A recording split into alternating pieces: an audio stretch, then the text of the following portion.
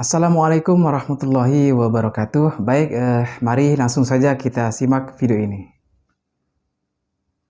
Tidak ada syariatnya mencium mushaf, ya. Mushaf itu harus diagungkan, harus dijaga kehormatannya, bukan karena mushafnya, bukan karena lembaran kertasnya, tapi karena apa yang tertulis di dalamnya. Kalamullah. Tidak boleh diletakkan di bawah. Tidak boleh apalagi diinjak, tidak boleh diduduki, tidak boleh di atas mushaf ini diletakkan benda lain, ya. Kalau mau numpuk-numpuk antara mushaf dengan buku, mushaf yang paling atas, ya. Jangan sampai mushaf ada di bawah. Karena keagungan Al-Quran yang tertulis di dalamnya, ya.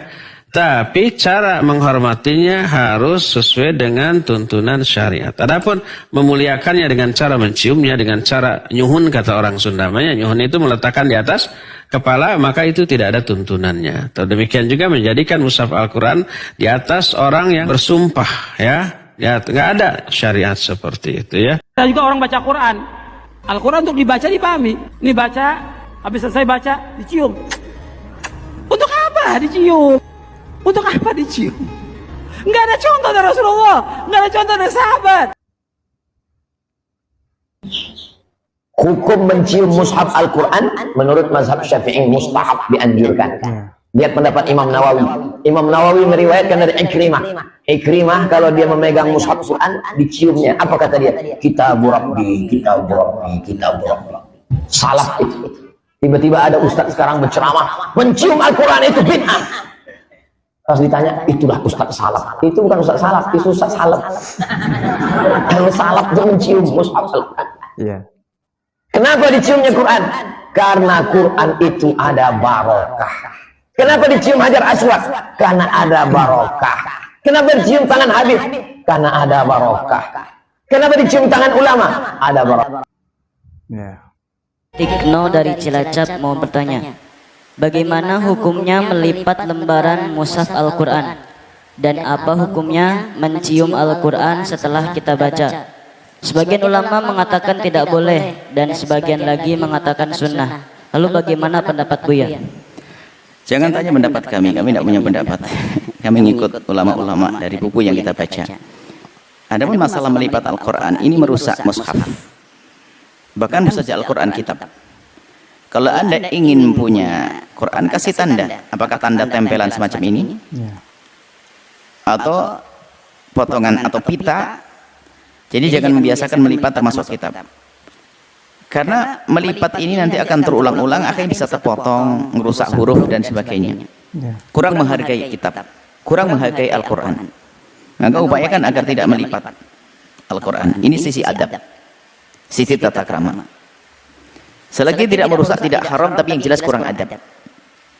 Baik, kemudian masalah mencium adalah tidak ada larangan di sini. Akan tapi jika ada orang mencium adalah dalam irama ta'zim, mengagungkan, adalah sah-sah saja. Karena isyaratnya adalah mengagungkan kalamullah. Jadi tidak ada riwayat pelarangan sama sekali dari baginda Nabi Sallallahu Alaihi Wasallam. Jadi kalau ada yang mengatakan itu adalah diharamkan, sama sekali tidak ada larangan dari Nabi Sallallahu Alaihi Wasallam. Ini enggak. Jadi Anda boleh menciumnya. Apalagi jika dalam menciumnya Anda ada makna ta'zim, mungkin karena Anda telah meletakkan di tempat yang salah, kemudian Anda agungkan, itu kan bentuk pengagungan saja. Dan Al-Quran perlu diagungkan karena kalamullah, perlu dimuliakan. Bahkan tempatnya pun perlu ditinggikan. Bahkan kalau kita nyusun kitab dengan kitab, maka Al-Quran adalah paling tinggi. Jadi enggak ada tentang mencium Al-Quran, tidak ada larangan. Dan itu adalah bahkan para salaf melakukan mencium Al-Quran, mencium mushaf itu ada. Jadi mencium mushaf wajar, mencium. Bukan suatu, artinya tidak ada larangan dalam hal ini. Selagi tidak ada larangan, tidak boleh dikatakan itu haram, apalagi dikatakan itu bid'ah. Wajar, itu adalah karena kalamullah, boleh dimuliakan. Dimuliakan kalamullah. Bahkan menempatkannya pun, cara membawanya pun kita harus dengan hormat. Tidak boleh dalam keadaan kita punya hadas dan seterusnya. Termasuk mencium adalah diperkenankan. Tentunya catatannya adalah yang mencium Al-Quran adalah orang yang boleh menyentuhnya. Anda dalam keadaan suci, punya wudhu. Kalau Anda yang tidak boleh menyentuh, ya jangan mencium dong. Anda kecuali darurat, menyentuh Al-Quran dalam keadaan darurat. Dan juga menciumnya dalam keadaan darurat. Misalnya apa? Anda di sebuah perjalanan, banyak orang berlalu lalang, ada mushaf jatuh. Kalau Anda biarkan keinjak sama orang, Anda dalam keadaan haid, wanita haid, Anda nggak punya wudu, ambil, simpan, muliakan agar tidak diinjak orang. Boleh. Jadi memegangnya ini adalah darurat. Bahkan ini menolong agar Quran tidak diinjak-injak. Setelah itu, setelah Anda terbebas di tempat yang aman, langsung Anda letakkan. Anda berwudu setelah itu. Kalau tidak bisa, selagi Anda masih mungkin haid, wudu nggak bisa, maka tetap dibawa, diamankan. Nanti sampai di rumah disimpan. Seperti itu. Dan dimaafkan karena kasusnya kasus darurat. Seperti itu. Semoga Allah menjadikan kita hamba-hamba yang bisa mengagungkan apa yang Allah agungkan, mengagungkan baginda Nabi, mengagungkan Al-Quran, dan mengagungkan syariat baginda Nabi Muhammad. Amin.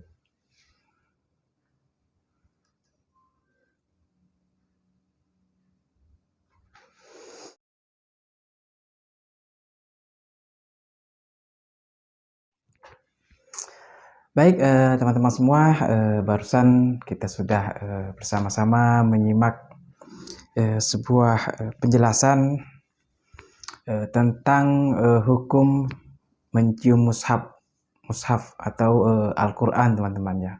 Nah, sebagaimana tadi dijelaskan oleh Ustadz Abdul Somad dan juga Buya Yahya, Masya Allah, beliau-beliau itu luar biasa, orang yang berilmu, orang alim, orang soleh yang memiliki ilmu, teman-teman ya.